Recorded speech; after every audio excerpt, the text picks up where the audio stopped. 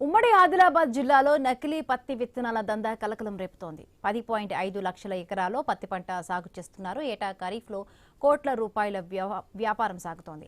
ఉమ్మడి జిల్లాలో 22 లక్షల పత్తి విత్తన ప్యాకెట్లు అవసరమని వ్యవసాయ శాఖ అంచనా వేసింది. ఎకరాకు 900 కేజీల విత్తనాలు అవసరమని తెలిపింది. గిరిజన గ్రామాల దందాకు అడ్డాగా నకిలీ విత్తనాల దందా సాగుతోంది. ఖరీఫ్ సీజన్కు ముందే జిల్లాకు BT3 విత్తనాలు చేరుకున్నాయి. ఇప్పటి వరకు 1500 కేజీల నకిలీ పత్తి విత్తనాలు అధికారులు స్వాధీనం చేసుకున్నారు.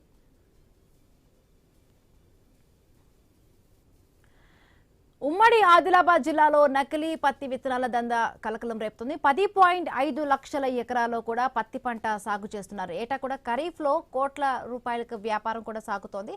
ముఖ్యంగా కూడా అక్కడ పత్తి విత్తనాలకు సంబంధించి కూడా నకిలీ విత్తనాల దందా అయితే సాగుతుంది. నేపథ్యంలో కూడా అధికారులు అక్కడ గుర్తించినట్టుగా కూడా తెలుస్తుంది. రైట్, మరిన్ని పూర్తి అప్డేట్స్ లైవ్ లో మా కరెస్పాండెంట్ శ్రీనివాస్ అందిస్తారు. శ్రీనివాస్,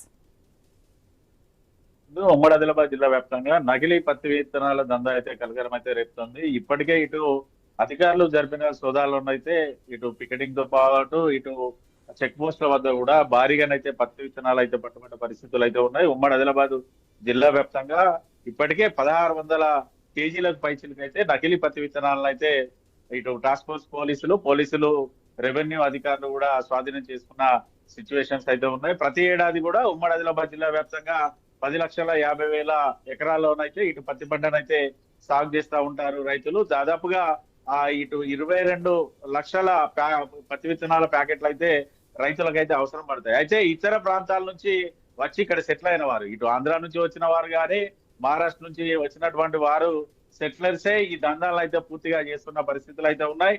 ఈ దందాలో అధికార పార్టీకి సంబంధించినటువంటి నేతలతో పాటు ప్రతిపక్ష పార్టీలకు సంబంధించిన నేతలు కూడా ఇటు దందా చేస్తున్న వారికి సపోర్ట్ గా ఉండడంతో కూడా పూర్తి స్థాయిలో నకిలీ పత్తి విత్తనాల దందా అయితే అరికట్టలేని సిచ్యువేషన్స్ అయితే ఉన్నాయి.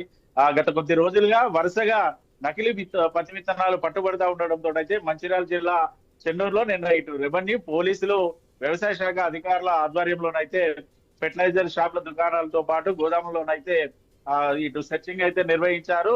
గోదాముల నిర్వాహకులతో పాటు ఫెర్టిలైజర్ యజమానులకు కూడా తీవ్రంగా హెచ్చరికలు అయితే చేశారు. ఎవరైనా BT3 విత్తనాలతో పాటు గడ్డి మందును గనక అమ్మకాలు చేస్తే మాత్రం చర్యలు తీసుకుంటా ఇటు ఆ దందా చేసిన వారిపై PD యాక్ట్ కూడా పెడతామంటూ పోలీసులు అయితే హెచ్చరించిన పరిస్థితులు అయితే ఉన్నాయి. మరోవైపు రైతులు ఎవరైనా కూడా పత్తి విత్తనాలు కొనుగోలు చేస్తే ఖచ్చితంగా బిల్లు తీసుకోవాలి, బిల్లు లేకుండా కూడా పత్తి విత్తనాలు కొనొద్దంటూ కూడా వ్యవసాయ శాఖ అధికారులు అయితే ఆ రైతులకు కూడా సూచనలు చేస్తున్న పరిస్థితి. నకిలీ విత్తనాలు ప్రభుత్వం కూడా అంటే సోదాలు చేసి జరుపుతోంది, బాగుంది. మరి రైతులకు సంబంధించి కూడా అది కూడా గిరిజన రైతులు టార్గెట్ గా కూడా ఇదంతా సాగుతుంది అంటున్నారు. మరి ఎట్లాంటి అవగాహన కల్పిస్తూ ఉన్నారు రైతులకు సంబంధించి కూడా?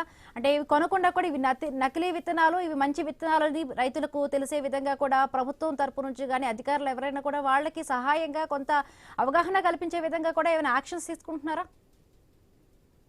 బిందు అయితే సీజన్ కు ముందు, ఖరీఫ్ సీజన్ కు ముందు ఇటు అధికారులు తూతు మంత్రంగా సోదాలు నిర్వహిస్తున్నారు తప్పగా పూర్తిగా దాన్ని అరికట్టే దిశగా చర్యలు తీసుకోవడం లేదు. మరోవైపు రైతులకు కూడా అవగాహన కల్పించకపోవడంతో ప్రతి ఏడాది కూడా కోట్లలో ఈ దందా సాగుతుందంటూ రైతు సంఘాలు కూడా ఆరోపణలు చేస్తున్న పరిస్థితులు అయితే ఉన్నాయి. ప్రధానంగా ఇటు ఉమ్మడి ఆదిలాబాద్ జిల్లాలో గిరిజనులను టార్గెట్ గా చేసుకుని అయితే ఈ దందా అయితే కొనసాగుతుంది. అయితే నకిలీ BT3 విత్తనాలు కనుక విత్తితే ఎక్కువ మొత్తంలో పంట దిగబడి వస్తుంది అంటూ వారిని మభ్యపెడితే కూడా ఈ దందా కొనసాగిస్తున్న పరిస్థితులు అయితే ఉన్నాయి. ప్రస్తుతానికి ఈ ఏడాది మాత్రం ఇప్పటికే 10 సంఖ్యలో పోలీసులు అయితే కేసులు నమోదు చేశారు.